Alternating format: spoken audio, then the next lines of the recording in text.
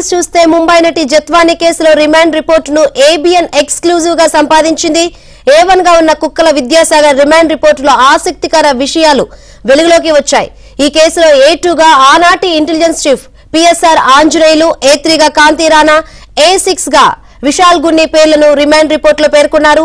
బదిలీలు, మంచి పోస్టింగ్ల కోసం IPS అధికారులు రాజకీయ పలుకుబడితో ఈ కేసును నమోదు చేయించారని పోలీసుల రిమాండ్ రిపోర్టులో పేర్కొన్నారు. జత్వానికి 5 లక్షల రూపాయలు అడ్వాన్స్ గా ఇచ్చిన విషయం అవాస్తవమని రిమాండ్ రిపోర్టులో తెలిపారు.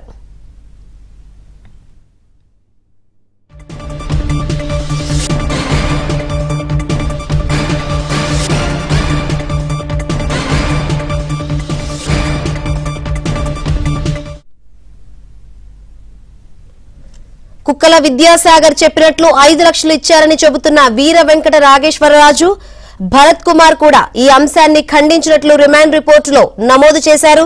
జత్వానీ దగ్గర సీజ్ చేసిన డాక్యుమెంట్ కూడా నకిలీదని, దర్యాప్తులో ఈ డాక్యుమెంట్ను ఉపయోగించిన విషయాన్ని కూడా రిమాండ్ రిపోర్టులో ప్రస్తావించారు.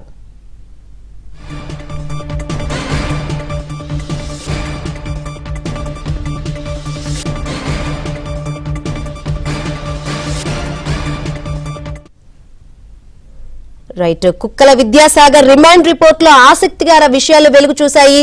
ఈ విషయాల గురించి వివరించేందుకు మా ఏపీ బ్యూరో చీఫ్ రామారావు సిద్ధంగా ఉన్నారు. రామారావు.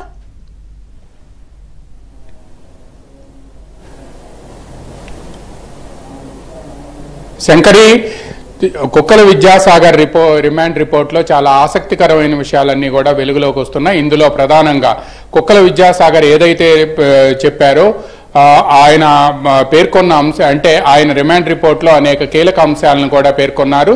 ప్రధానంగా ఈ రిమాండ్ రిపోర్టుకు సంబంధించి వాళ్ళు పేర్కొన్న అంశాలను చూస్తే పోలీసులు ఇందులో కావాలి అని చెప్పి జత్వానీని కేసులో ఇరికించడంతో పాటు ఈ కేసుకు సంబంధించి ప్రధానంగా A2గా ఆనాటి ఇంటెలిజెన్స్ మాజీ చీఫ్ PSR ఆంజనేయులు, అదేవిధంగా ఆనాటి విజయవాడ సిపి కాంతి రాణా టాటాను ప్రధాన నిందితులుగా పేర్కొన్నారు. ఆయన A2గా PSR ఆంజనేయులు, A3గా కాంతి రాణా టాటా, A6గా విశాల్ గున్నీని పేర్కొన్నారు. ఇక అప్పటి ఇబ్రహీంపట్నం CI సత్యనారాయణ కూడా ఇందులో A4గా పేర్కొన్నారు. అయితే ఈ కేసుకు సంబంధించి ప్రధానంగా కొన్ని కీలక అంశాలను ప్రస్తావించారు. ముంబైలో జత్వానీని అరెస్ట్ చేయడానికి ఫిబ్రవరి 2వ తేదీన ఏడాది 2024 ఫిబ్రవరి 2వ తేదీన కేసు నమోదైతే ఫిబ్రవరి 1వ తేదీనే ఇక్కడ ఫ్లైట్ టికెట్లు కొనుగోలు చేయడం అనేది చాలా ఆసక్తికరమైన విషయం అని పోలీసులు పేర్కొన్నారు. ముఖ్యంగా ఈ కేసుకు సంబంధించి పోలీసు అధికారులంతా కూడా తమ రాజకీయ పలుకుబడిని పోలీసులు లొంగారని, వాళ్ళకి సంబంధించిన పోస్టింగులు, అదేవిధంగా ఫోకల్ పోస్టింగ్స్ బదిలీల కోసమే ఈ వ్యవహారం అంతా కూడా నడిపారు అని కూడా రిమాండ్ రిపోర్ట్లో పేర్కొన్నారు.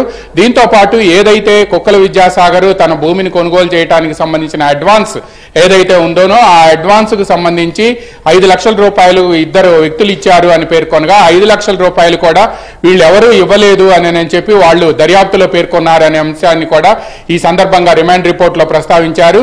ఇక దీంతో పాటు జత్వానీ దగ్గర హ్యాండ్ బ్యాగ్ లో ఒక డాక్యుమెంట్ దొరికింది అని చెప్పి పోలీసులు పేర్కొనటం అనేది కూడా అది పూర్తిగా ఫ్యాబ్రికేటెడ్ అని కూడా పోలీసులు నిర్ధారించారు.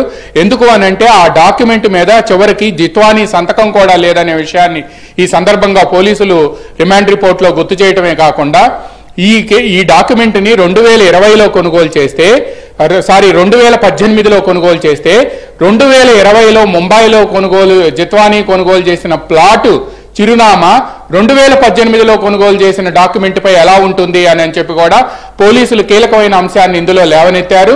అయితే అసలు అందువల్లనే ఈ డాక్యుమెంట్ పై జత్వానీ సంతకం లేకపోవటం, అదేవిధంగా ఈ కేసులో 5 లక్షల రూపాయలు ఇచ్చామని ఎవరైతే చెబుతున్నారో వాళ్ళిద్దరూ కూడా దాన్ని ఖండించటం, ఆ తర్వాత 2018లో కొనుగోలు చేసిన డాక్యుమెంట్ లో 2020లో ఆమె కొనుగోలు చేసిన ప్లాట్ అడ్రస్ ఎలా ఉంటుంది అని కూడా పోలీసులు నిర్ధారించడమే కాకుండా అందువల్లనే ఈ డాక్యుమెంట్ పూర్తిగా ఫ్యాబ్రికేటెడ్ అని నిర్ధారించడమే కాకుండా ఈ డాక్యుమెంట్ అంతా కూడా నకిలీదని, కేవలం ఈ కేసు నమోదు చేసేందుకే ఈ డాక్యుమెంట్ ను ఉపయోగించారు అని కూడా అందులో స్పష్టంగా పోలీసులు రిమాండ్ రిపోర్ట్లో పేర్కొన్నారు. ఇక దీంతో పాటు ఈ కేసులో ఎవరైతే కుక్కల విద్యాసాగర్ ఉన్నారో, గతంలో కుక్కల విద్యాసాగర్ జత్వానీ ఇద్దరి మధ్య కూడా సంబంధాలు ఉన్నాయని, అయితే జిత్వాని మ్యారేజ్ చేసుకోమని ప్రపోజల్ పెట్టడంతో దాన్ని తిరస్కరించడం, ఈ విషయాలన్నీ కూడా ఇందులో పేర్కొన్నారు.